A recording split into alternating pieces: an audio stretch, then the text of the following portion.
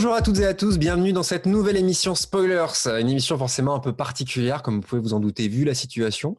Voilà, donc vous êtes bien dans l'émission Spoilers, mais voilà, on vous a préparé un petit hors-série, on est chacun chez nous, voilà, avec notre petit setup, et on vous a préparé une émission un peu différente, le format évolue temporairement. On s'est dit qu'on allait profiter de cette pause pour faire un petit hors-série, pour vous parler d'autres médiums que les séries télé. Je vous rassure tout de suite, on va rester dans le fantastique et la science-fiction. Voilà, vous êtes quand même dans Spoilers, voilà, faut quand même. Et comme d'habitude, je serai accompagné de loin, mais accompagné quand même par mes deux comparses, à savoir Briac et Guillaume. Salut les gars. Salut. Salut. On voulait faire une émission un peu différente de d'habitude, donc on s'est dit voilà qu'est-ce qu'on pourrait recommander aux gens pour s'occuper pendant ce petit confinement qui n'est pas tout à fait terminé, hein, on va pas se mentir. Donc voilà, les gars, vous avez prévu des petites choses, chacun une chose à nous présenter, c'est ça? Exactement, ouais. Un petit peu de matière pour s'occuper en cette période, pour ceux qui le peuvent, hein, puisque du coup, il y a quand même encore pas mal de gens qui taffent, on va dire, mais il y a des choses à se mettre sous la dent, donc on va en parler. Voilà, il y a du temps à occuper, exactement. Donc voilà, pêle-mêle, on parlera d'une série, d'un animé et d'un jeu vidéo. On va commencer par toi, Guillaume. Tu vas nous parler de The Dragon Prince, c'est ça? Ouais, tout à fait. Ça faisait déjà un petit moment que j'avais envie d'en parler parce que c'est une série qui m'a bien plu ces derniers temps.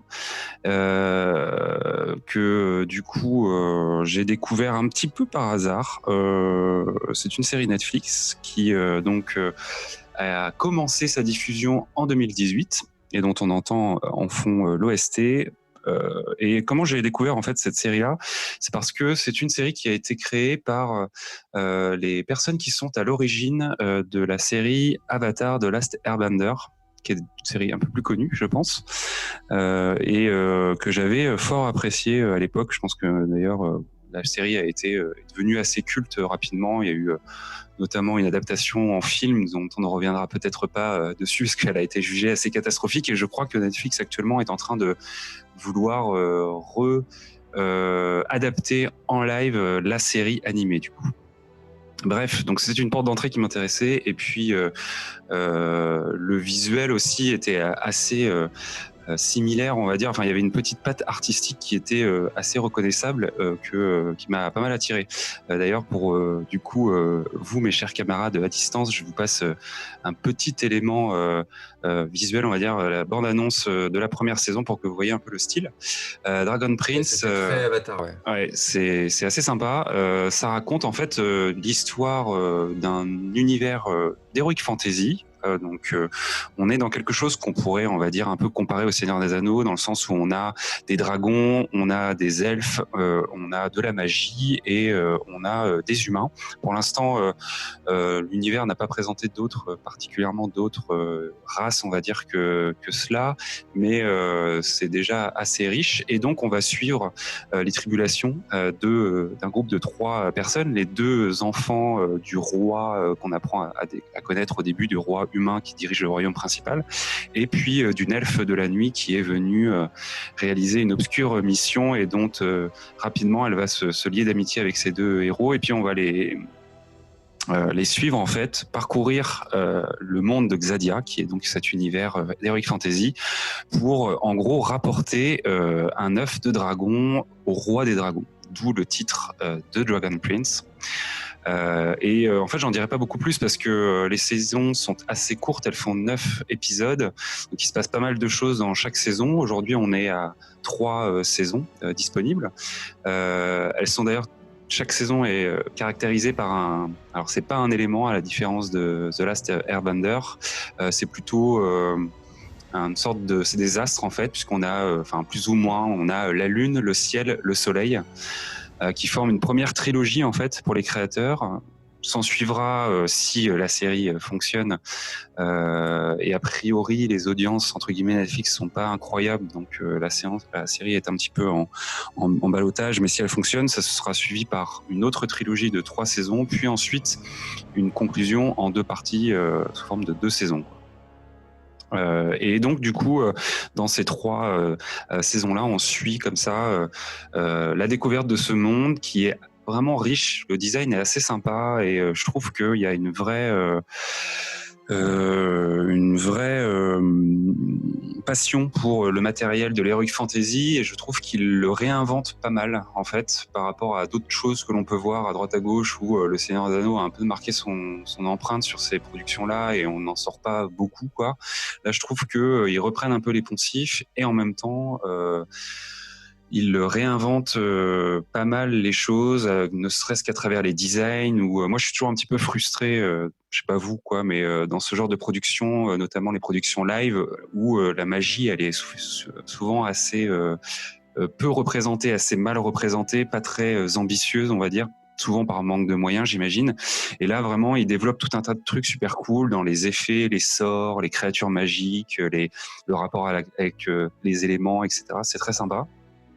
Et le gros point positif aussi, le second point positif aussi que je note sur la série, qui en fait une série assez moderne, c'est des personnages féminins qui sont particulièrement bien travaillés, assez présents dans la série et qui du coup, je trouve, lui donnent un cachet très moderne malgré le fait qu'on est dans un univers un peu médiéval. Et je retiens notamment du coup le personnage qui est le personnage du général de la garde du royaume humain, qui est donc une femme et qui a la caractéristique d'être muette, et donc qui s'exprime dans la série par le langage des signes, quoi. Et je trouve ça assez ambitieux dans une série animée de faire parler un personnage comme ça, et en plus de placer ce personnage, on va dire, dans un rôle de pouvoir, ce qui du coup est un exemple assez cool pour tout un tas de gens qui n'ont pas spécialement de représentativité dans les séries aujourd'hui, quoi. Donc voilà, The Dragon Prince, dispo 3 saisons aujourd'hui sur Netflix. C'est une série qui est en plus assez familiale, donc pour les gens qui ont des enfants avec eux pendant ce confinement, je pense qu'ils peuvent regarder la série sans trop de crainte, même si ça brasse des thèmes qui sont assez lourd ou assez réaliste. On parle de deuil, on parle d'acceptation de soi, on parle de grandir, on parle de responsabilité, tout ça. Mais justement, je pense qu'elle est tout à fait adaptée pour un public jeune, on va dire quand même peut-être préadolescent, quoi. Et moi, j'ai passé un excellent moment pour toutes ces raisons-là devant cette série, donc je la recommande chaudement. C'est quel format chaque épisode? C'est quelle durée? Je vais te dire ça tout de suite, si je peux rapidement réussir à trouver l'information. C'est du coup des épisodes assez courts de 25 à 27 minutes. On est vraiment sur des petits formats, donc c'est vraiment, ça se mange très facilement, quoi. Et au niveau narratif, c'est plutôt épisodique ou feuilletonnant du coup? C'est tout à fait narratif, ouais. On est vraiment sur des épisodes qui se suivent. Alors, en fait, comme d'hab, on va dire, il y a des petites histoires à l'intérieur de de chaque épisode. On va rencontrer certains personnages et on va du coup résoudre quelques mini situations scénaristiques dans un épisode.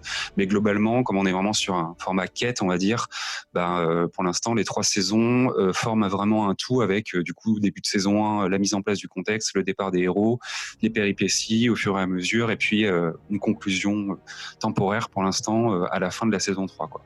Donc ouais, c'est du feuilletonnant pur jus.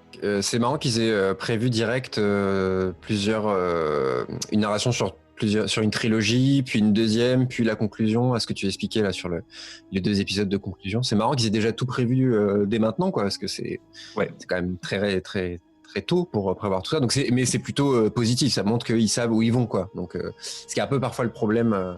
Ouais, ils avaient, juste pour là-dessus, mais ils avaient, je pense, l'expérience d'Avatar où ils avaient déjà fait pas mal de saisons, donc je pense qu'ils avaient une ambition narrative. Qui était très long, Avatar, hein, de mémoire. C'était assez long, donc. Je crois qu'il y avait genre une 20aine d'épisodes par saison, ouais, donc c'était assez long. Ouais. Break, t'allais dire quelque chose avant que je ne te coupe la parole?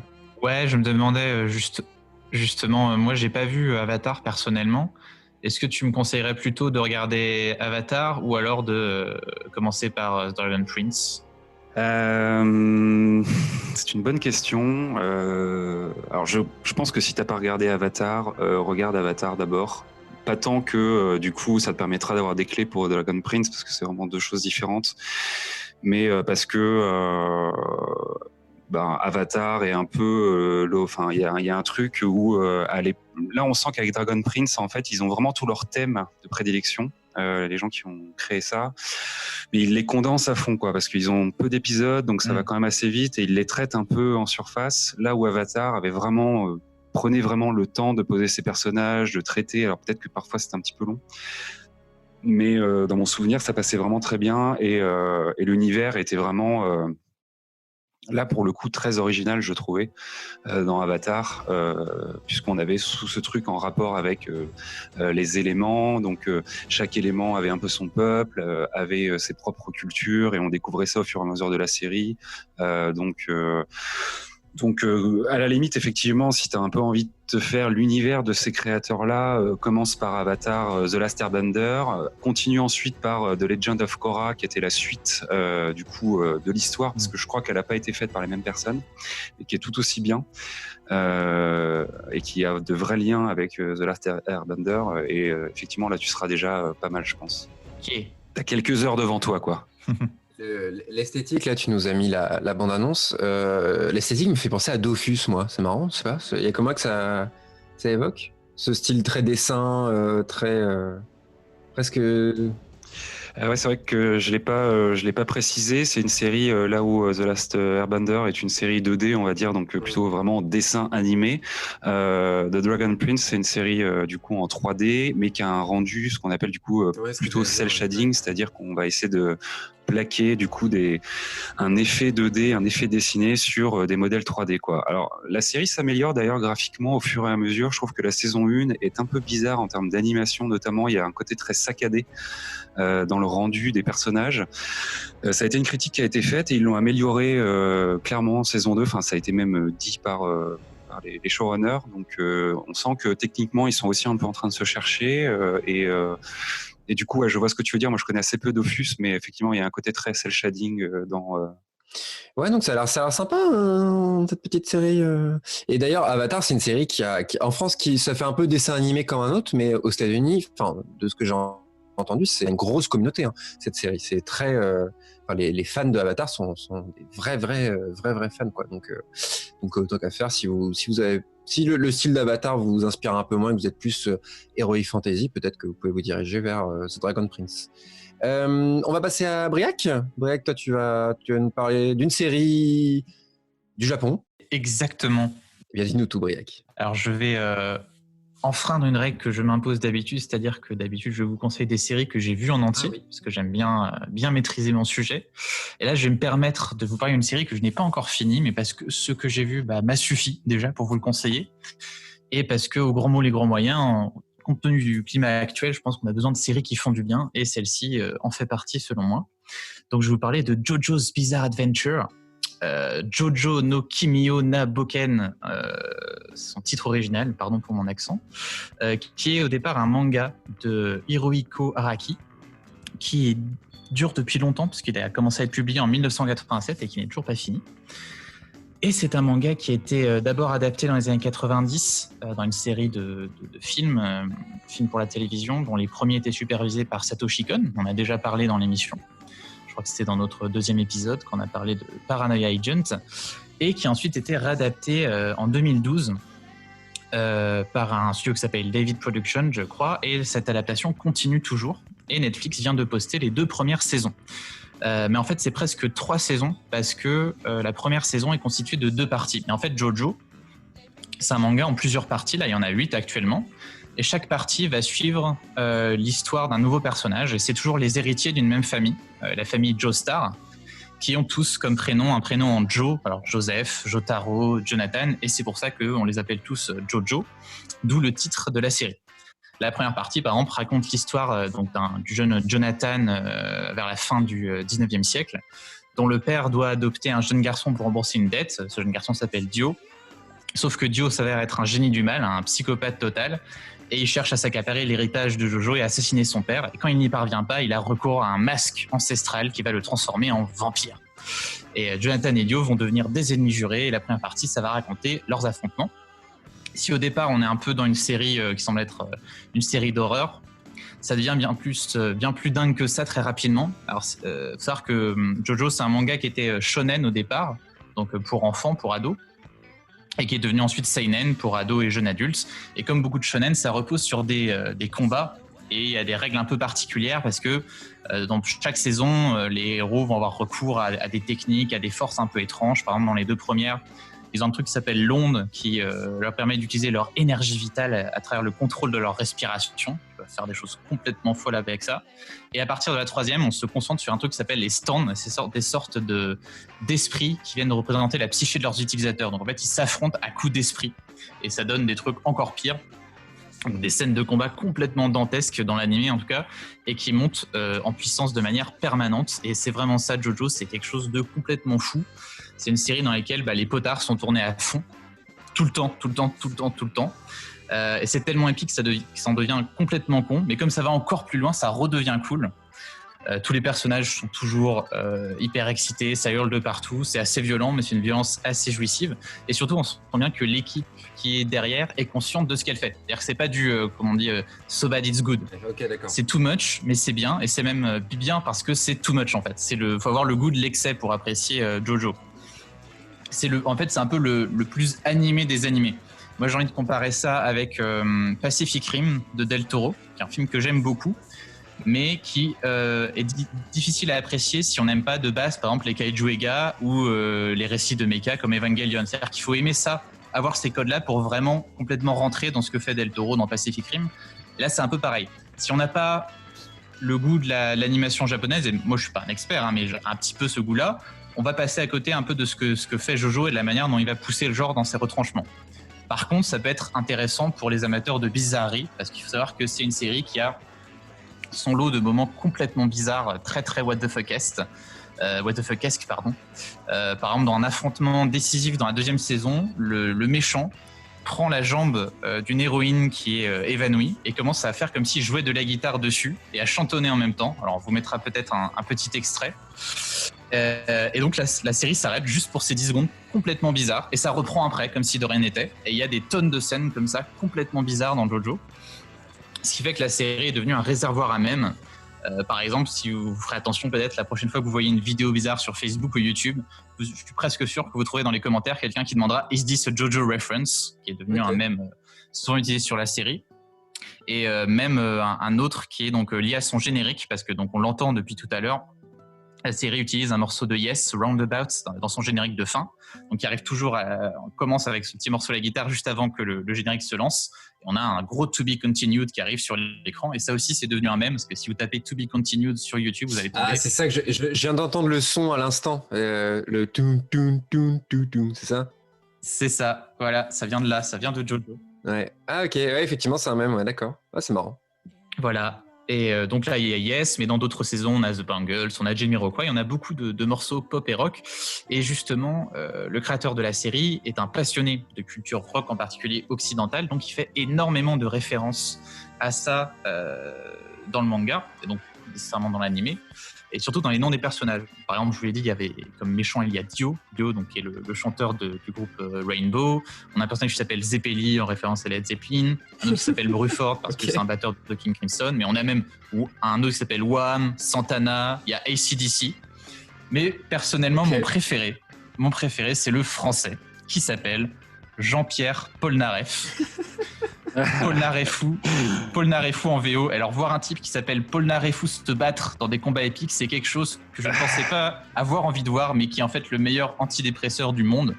Donc pour toutes ces raisons et plus encore, moi je vous recommande JoJo. En tout cas les 2 saisons qu'on peut découvrir actuellement sur Netflix en attendant que la suite soit peut-être un jour postée. Ok, bah écoute, c'est bien. Tu nous as bien donné envie en tout cas de regarder ça. Tu as gardé Polnareff pour la fin. C'est très fort, c'est très très fort. T'avais entendu parler, Guillaume, de cette série ou pas? Ouais, j'en ai entendu parler. Je me demande si c'est pas un illustre podcast qui s'appelle Cozy Corner qui avait fait une chronique pour un peu expliquer le délire autour de cette série. Mais j'ai jamais regardé, mais ça m'a toujours semblé, alors peut-être juste tout simplement avec le nom, quoi, JoJo's Bizarre Adventure, déjà en soi. Ça t'intrigue et ça te fait te dire que ça va être encore un truc japonais bien barré. Mais du coup, non, j'ai jamais regardé. Mais il me semble que du coup, je sais pas si tu l'as dit tout à l'heure, Birak, mais il y a combien de saisons actuellement? C'est une série qui n'est pas terminée, c'est ça, hein? C'est ce que tu as dit? C'est ça. Alors, il y a, au niveau des parties du manga, il y en a 8, je crois, qu'on est sur la 8e actuellement. Et au niveau des adaptations, ils sont adaptés à la 5e. Donc, en gros, on est à 4 saisons en tout, je pense. Ah, ou alors 5, et du coup, ils adaptent la 6e, je ne suis pas sûr. Et est-ce que c'est dans cette série où du coup le personnage principal, par rapport au fait à Jojo, c'est le nom d'un personnage, mais du coup ça va pas toujours être le même. Il n'y a pas un truc de cet ordre-là? Oui, c'est ça. C'est ça. C'est un nouveau membre de la même famille à chaque fois. Voilà, c'est ça. Donc ça, on suit plusieurs temporalités, quoi, entre guillemets. Enfin, on évolue dans le temps, quoi. C'est ça. C'est ça, avec des références qui restent quand même des personnages qui reviennent d'une histoire à l'autre. Polnareff revient régulièrement, c'est ce que tu es en train de dire. Son fils peut-être.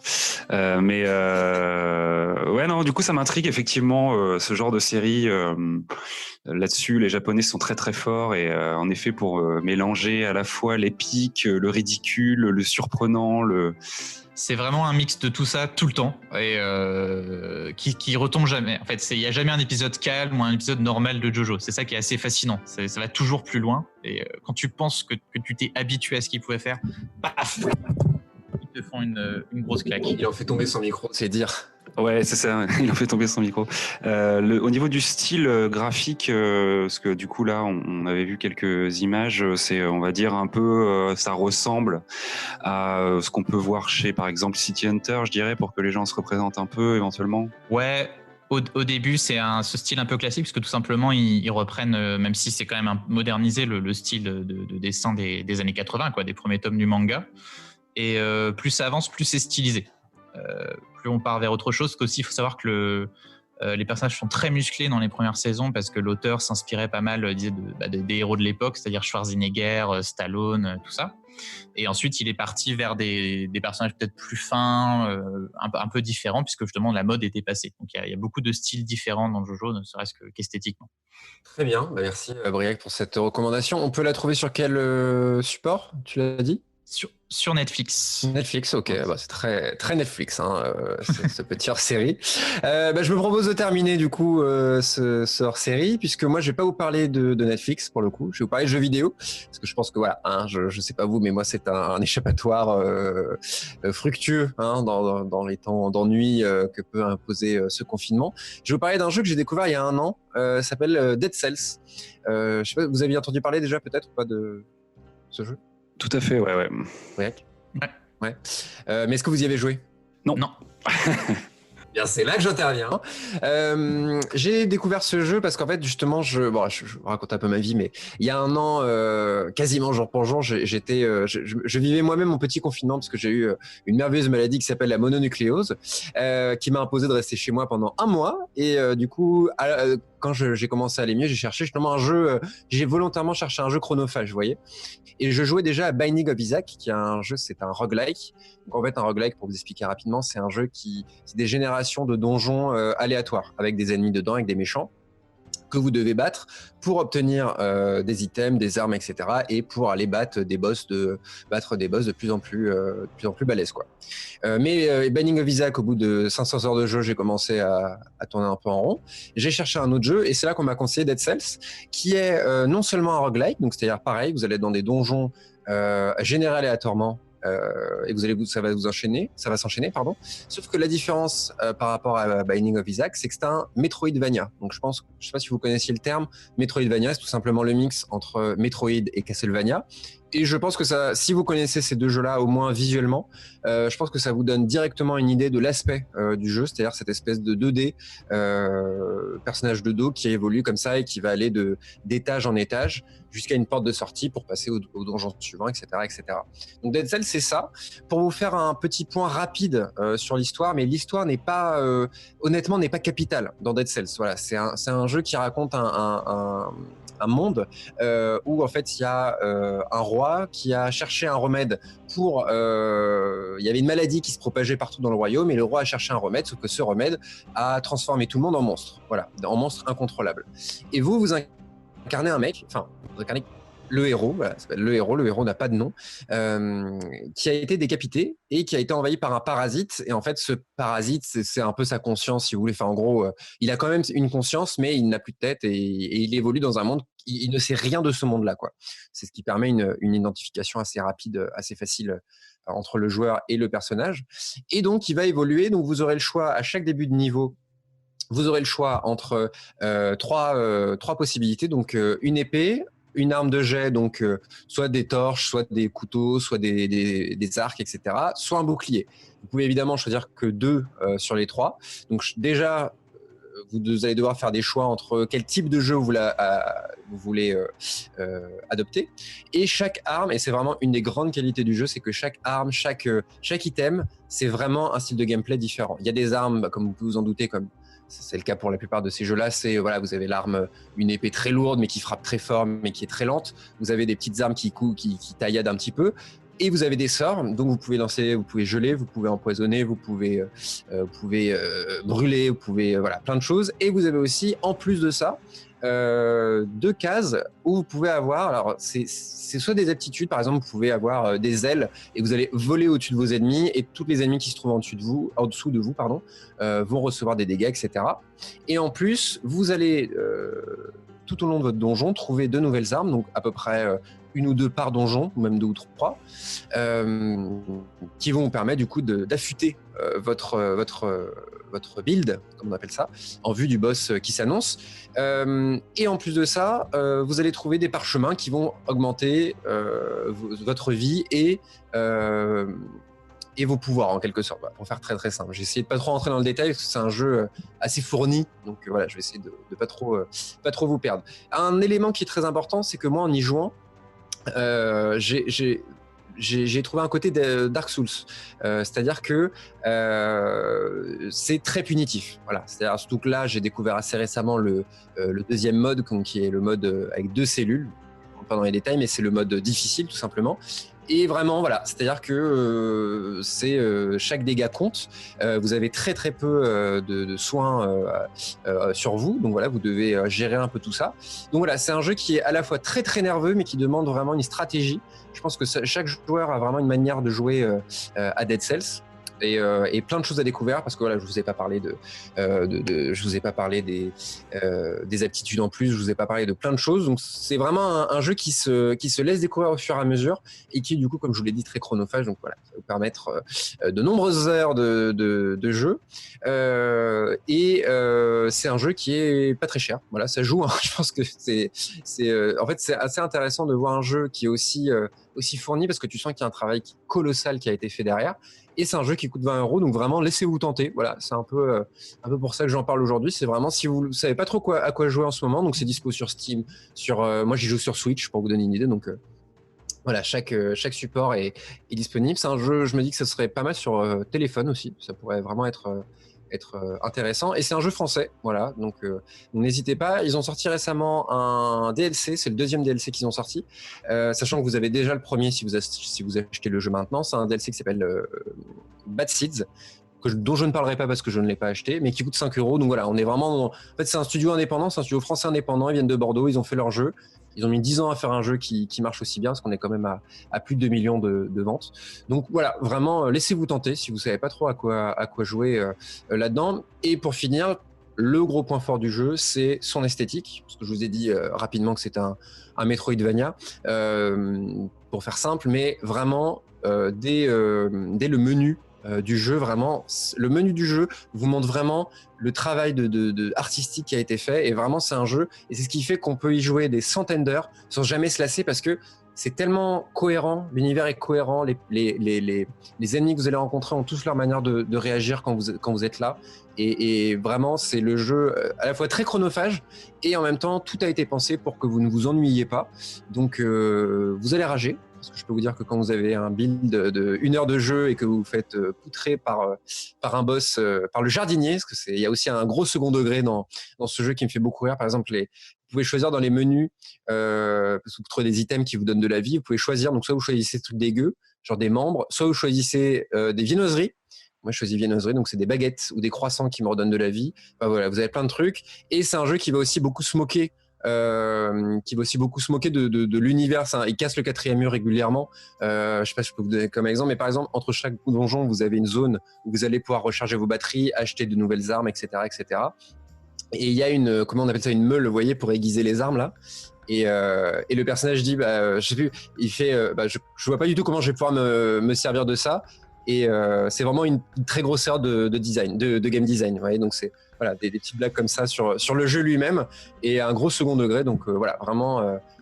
Surtout, c'est pour ça que j'ai pensé à ça, parce qu'en cette période de confinement, vraiment c'est un jeu vers lequel je vous conseille de vous tourner. Voilà.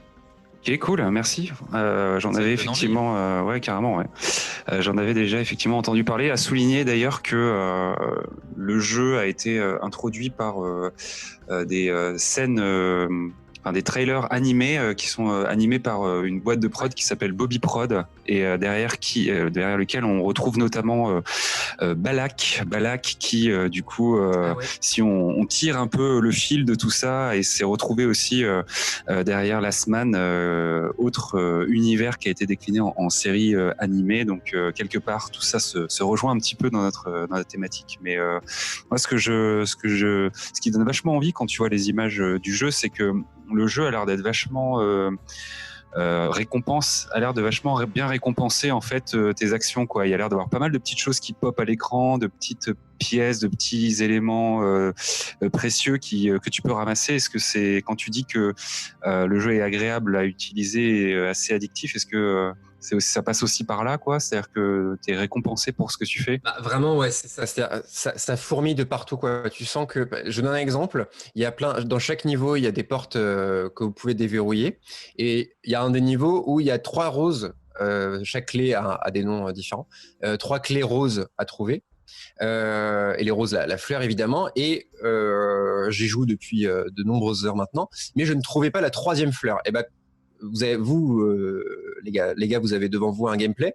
Et dites-vous que la fleur, la 3e qu'il fallait trouver en fait depuis le début, est cachée dans le fond, dans le dernier plan que vous voyez. Voilà. Donc vous devrez faire tout le niveau pour trouver une petite rose qui est plantée dans le sol et lui donner des coups de latte pour la faire jaillir. Donc voilà, c'est vraiment, on sent que c'est aussi un jeu qui, on veut que les développeurs ont voulu qu'on découvre le jeu en même temps que le personnage et qu'on voit toutes les couches, vous voyez ce que je veux dire, toutes les couches de découverte en fait. Soit vous pouvez le prendre comme un jeu bourrin, vous allez prendre votre arme au début et vous allez aller tenter d'aller le plus loin possible. Il y a d'ailleurs un mode où c'est vraiment juste ça le but du jeu, vous avez plein d'ennemis et vous passez, et c'est un seul donjon, un énorme donjon en gros si vous voulez. Vous avez un temps donné, vous allez devoir tuer le plus d'ennemis en un minimum de temps.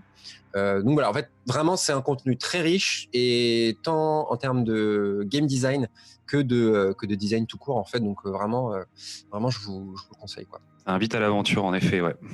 Voilà pour les petites recos de ce hors-série. Est-ce qu'il y a d'autres petites choses dont vous souhaitiez parler à nos auditeurs, peut-être? Je pense qu'on a fait à peu près le tour. On peut éventuellement dire qu'on garde un œil assez gourmand sur une série qui arrive tout prochainement et qui sera même peut-être déjà disponible au moment où on parlera, qui du coup se nomme Tigidigidik. Je suis en train de rechercher mes notes. Tales from the Loop sur Amazon Prime. Les premières critiques ont l'air assez bonnes et donc c'est une série qui est une série d'anticipation dans lequel des personnes, alors et a priori aussi du coup une série anthologique.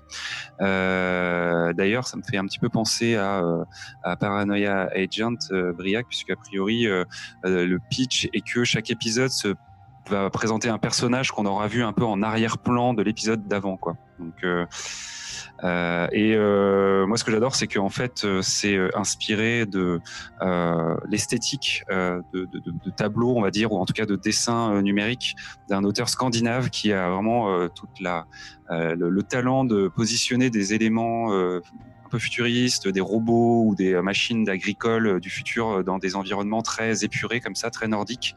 Il y a vraiment un truc, quoi. Il y a une poésie et la série reprend ça, quoi. C'est la première fois d'ailleurs que je vois un truc, donc c'est marqué vraiment adapté de l'artbook de l'auteur. Et je crois que c'est la première fois que je vois une fiction adaptée d'un artbook, quoi. Donc vraiment une fiction qui parle de dessin, même pas d'une histoire ou en des dessins. Donc peut-être une série à suivre dans Spoilers. On espère que Prime va se mettre à avoir des séries un peu d'envergure, qui ont un gros succès. Est-ce que je sais pas, j'ai pas trop. Je crois que la série qui a le mieux marché ça doit être American Gods ou non, quelque chose comme ça. Je suis pas sûr qu'ils aient eu vraiment d'énormes séries pour l'instant. Au niveau critique, mais on sort du fantastique et de la FCS, c'est Marvelous Mrs. Maisel, qui est une série comique qui a eu pas mal de prix.